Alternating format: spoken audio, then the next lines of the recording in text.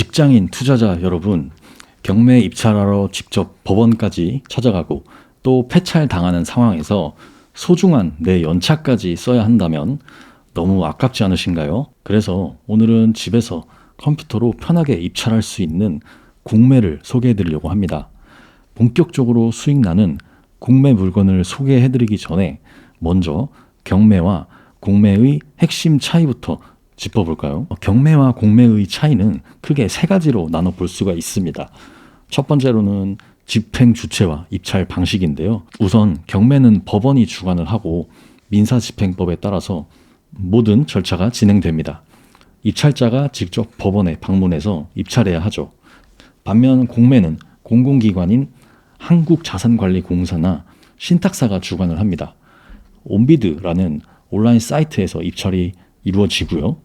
공매에는 압류공매, 수탁공매, 신탁공매 등 여러 종류가 있는데 대표격인 압류공매의 경우 민사집행법이 아닌 국세징수법에 따라서 진행이 됩니다. 두 번째로 입찰 기간입니다. 경매는 당일 현장 방문 후 즉시 법원에서 결과가 나옵니다. 낙찰되면 바로 후속 절차가 진행이 되고 폐찰 시에는 한두 달 간격으로 약 20% 유찰된 가격에 다음 매각기일이 잡히죠. 공매는 이와 달리 보통 3일 정도의 입찰 기간을 줍니다. 월, 화, 수 보통 3일간 온라인으로 입찰이 진행이 되고 그 주 목요일에 개찰이 됩니다. 낙찰되면 열흘 후 매각 결정이 이루어지고 유찰되면 다음 주 바로 10% 떨어진 가격에 새 매각 기일이 잡힙니다. 이 때문에 공매는 경매보다 유찰 속도도 빠르고 전체 매각 절차도 더 빠르게 진행이 됩니다. 세 번째로 명도 방식의 차이가 있습니다. 경매는 민사집행법상 인도명령 제도가 있습니다. 낙찰 후에 점유자와 명도 협의가 잘 안 될 경우 인도명령 제도를 활용하면 법원 집행관의 사무소가 섭외한 전문 노무업체를 활용하여 잠긴 문을 열고 점유자를 내보낼 수 있습니다. 덕분에 시간이 최소 3개월 이상 소요되는 명도소송 없이 인도명령 제도만을 가지고 해결할 수 있죠.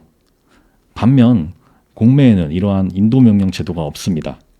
점유자가 나가지 않고 버티면 명도소송을 통해서 승소 판결문을 받고 그 판결문으로 관할 법원에 강제집행을 신청해야 됩니다. 이 과정이 최소 3개월에서 길게는 6개월 정도 걸리기 때문에 낙찰자 입장에서는 심리적인 부담과 대출이자 부담이 동시에 생기게 됩니다. 하지만 바로 이러한 점 때문에 초보 투자자들이 공매를 꺼릴 때 고수 투자자들은 낮은 경쟁률을 활용하여 경매보다 더 싸게 낙찰받는 전략을 구사할 수 있습니다. 공매 물건 두 가지를 소개해 드리도록 하겠습니다. 첫 번째 물건은 화면에 보이시는 것처럼 청주의 금천 센트럴파크 스타힐스입니다. 매각 기간은 촬영일 기준 다음 날인 3월 9일부터 3월 11일까지이고 감정평가 금액은 약 3억 8천만 원입니다. 현재 2회 유찰이 되어서 최저 입찰가는 3억 600만 원 정도입니다. 시세조사부터 해보겠습니다. 104동 동일평수 기준 시세조사부터 해보겠습니다. 104동 동일평수 기준 현재 최저 호가는 약 3억 4천에서 3억 5천만 원 정도이고요. 중층과 고층은 3억 6천5백만 원부터 시작을 합니다. 실거래가를 보면은 실거래 기록이 매우 많아서 황금성이 뛰어난 아파트임을 알 수 있습니다. 단기 투자에 유리한 것이죠. 동일평수 기준 최근 실거래가는 3억 4천에서 5천만 원 정도 구간을 형성하고 있습니다. 그 다음으로는 권리 분석을 해보겠습니다. 경매에 매각 물건 명세서가 있는 것처럼 공매에는 공매 재산 명세서가 있습니다.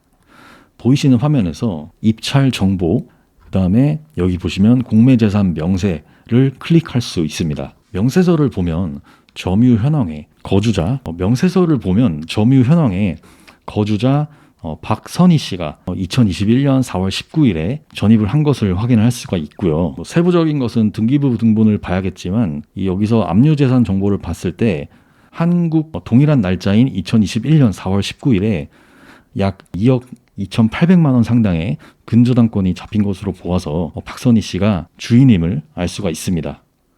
즉 선순위 임차인이 없으니 권리 분석이 매우 단순한 물건입니다. 배분 요구 및 채권 신고 현황에는 근저당권, 압류, 그다음에 위임 기간 등 여러 내용이 있지만 선순위 임차인이 없는 이상 낙찰자 입장에서 인수할 금액이 없기 때문에 배당 순서를 일일이 분석하지 않아도 됩니다. 만약에 선순위 임차인이 있는 물건 같은 경우 배분 순서에 따라서 선순위 임차인이 전액 배당, 일부 배당 또는 미배당 케이스가 생기기 때문에 반드시 인수 금액을 정확히 계산해야 낙찰자가 피해를 보지 않습니다. 다음으로 입찰 전략입니다.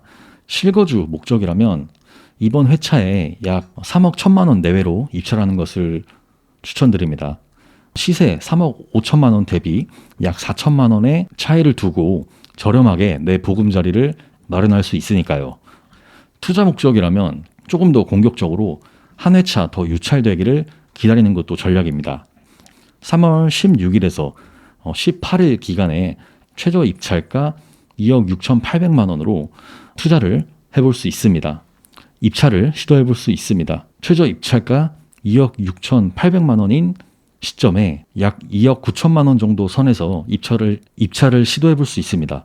단 이 시점에는 시세 대비 큰 폭의 할인으로 더 많은 투자자들의 이목을 끌 수 있습니다. 때로는 그래서 이전 회차보다 더 높은 가격에 낙찰이 되는 경우도 있으니 이 점은 참고해 주세요. 결론적으로 제 예상 낙찰가는 2억 9천만 원에서 3억 정도의 수준입니다. 다음으로 두 번째 물건 들어가 보겠습니다. 두 번째 물건은 인천 구월동에 있는 롯데캐슬 골드 아파트입니다. 특이한 거는 공유지분 2분의 1인데요. 이거는 뒤에서 이어서 설명드리겠습니다. 우선 입지 분석부터 해보겠습니다. 인천 2호선 모래내 시장역이 아파트 코앞에 있어서 교통 여건이 이 동네에서는 준수한 편입니다. 단지 내에 정각 초등학교와 중학교를 품고 있어서 이른바 초품화 아파트로 불리기도 합니다. 인천 롯데캐슬 2단지와 인근의 9월 힐스테이트 1단지 아파트를 합치면 전체 8,000세대를 넘는 대규모 주거 밀집 지역입니다. 그래서 병원과 같은 상권도 활발하고 인천광역시청도 인근에 위치해서 인천 남동구 내에서는 최상위 입지라고 볼 수 있습니다. 가격 분석을 해보면 감정가 3억 3천만 원 정도인데 현재 2회 유찰이 되어서 2억 6천7백만 원의 최저 입찰가가 진행됩니다. 2분의 1 지분 물건이므로 전체 가치 비교를 위해서 곱하기 2를 해서 약 5억 3천4백만 원 정도라고 보시면 되겠습니다. 동일 평수 기준 네이버 최저 호가는 저층을 제외하면은 현재 최소 6억 이상이고 실거래가를 보더라도 올해 1, 2월 기준 물건 컨디션에 따라서 5억 8천에서 6억 8천까지의 밴드를 형성하고 있어서 이 물건도 최소 6억 이상의 가치를 기대해 볼 수 있습니다. 다음으로 권리 분석과 지분 물건에 대해서 설명드리도록 하겠습니다. 아까와 마찬가지로 압류재산, 공매재산, 명세서를 보게 되면은 임차인은 없습니다. 전입신고가 되어 있는 최 땡땡씨는 채무자이자 본건 소유자인 박 땡땡씨의 배우자로서 부부임을 알 수가 있습니다. 등기부등본을 통해서 상세 내용을 보시면 두 사람이 부부관계임을 확인할 수가 있고요. 그 중에 박 땡땡씨 지분에 가압류와 세금 체납 등 문제가 생겨서 국세청 신청으로 공매가 진행되고 있습니다. 지분 경매처럼 이러한 물건을 특수 경매라고도 하는데요. 어렵게 생각할 필요는 없습니다. 다만 낙찰 후에 모르는 사람과 한 집을 공유하기 때문에 수익화까지 번거로운 절차를 거쳐야 한다는 점이 있습니다. 바로 이러한 점 때문에 일반 투자자들이 꺼리고 그래서 경쟁률이 낮아서 더 큰 수익의 기회가 생기는 것이죠. 낙찰 후에 수익 시나리오에 대해서 한번 말씀드려 보겠습니다. 저라면 한 회차 더 유찰되기를 기다려서 3월 16일부터 18일 이 기간에 최저 입찰가 2억 3,300만 원일 때 입찰을 도전해 볼 것 같습니다. 지분 물건은 대부분 금융기관 대출이 어렵기 때문에 현금 또는 신용대출을 활용해서 자금을 준비해야 됩니다. 또한 공유자 우선 매수 신고 제도도 주의해야 되는데요. 배우자 최 땡땡씨가 낙찰자와 동일한 가격으로 매수 신고를 하면 공유자에게 우선권이 부여가 됩니다. 다만 부부가 경제 공동체인 경우가 많아서 자금 여력이 없는 경우 신청하지 못할 가능성도 있습니다. 공유자 우선 매수 신고가 없다고 가정하고 제가 2억 4천만 원 정도의 낙찰을 받는다고 가정을 해볼게요. 그렇게 되면은 실질 가치 3억짜리 지분을 저는 2억 4천만 원의 지분을 취득하는 것이고 최 땡땡씨와 공유 지분을 형성하게 됩니다. 이 순간부터 최 땡땡씨와 박 땡땡씨 부부는 집에 온전히 거주하기 위해서 낙찰자에게 월세 상당의 차임을 지불해야 됩니다. 현재 월세 시세가 보증금 5천에 월세 170 정도의 수준이므로 금리 3%를 기준으로 보증금 없는 월세를 환산하게 되면은 약 185만 원. 이를 다시 지분 물건이므로 2분의 1로 나누게 되면은 이 부분은 저에게 매달 약 90만 원을 지불해야 되는 구조입니다.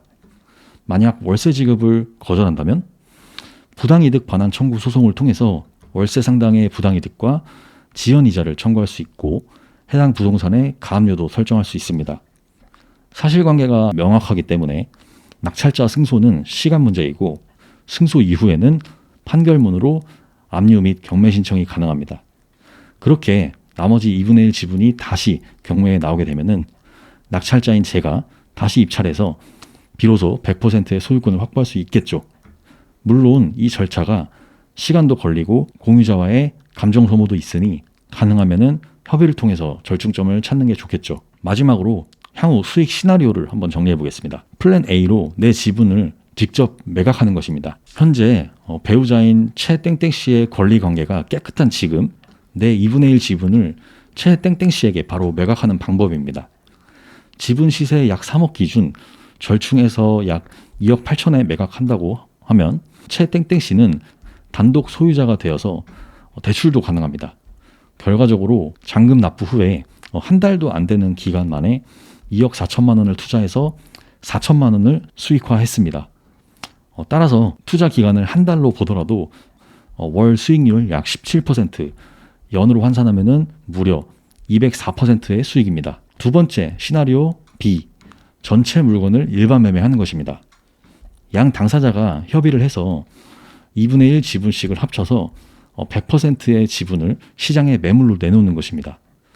시세 6억 원 이상의 물건을 금매가 5억 8천만 원에 내놓으면 빠르게 팔릴 가능성이 높습니다. 내 2분의 1 지분은 2억 9천만 원에 매각이 되는 셈으로 5천만 원 수익, 그래서 잔금까지 약 3개월 소요 시 수익률 21%, 이를 연으로 환산하면 연수익률 84%가 됩니다. 어떠셨나요, 여러분? 오늘 공매 물건 두 가지를 통해서 공매의 기본적인 구조와 지분 물건이라는 특수 경매 테마를 섞은 투자 전략을 함께 살펴봤습니다. 집에서 클릭 몇 번만으로 입찰할 수 있는 공매, 이제 더 이상 어렵지 않죠? 궁금한 점은 댓글로 남겨주시고 도움이 되셨다면 구독과 좋아요 부탁드립니다.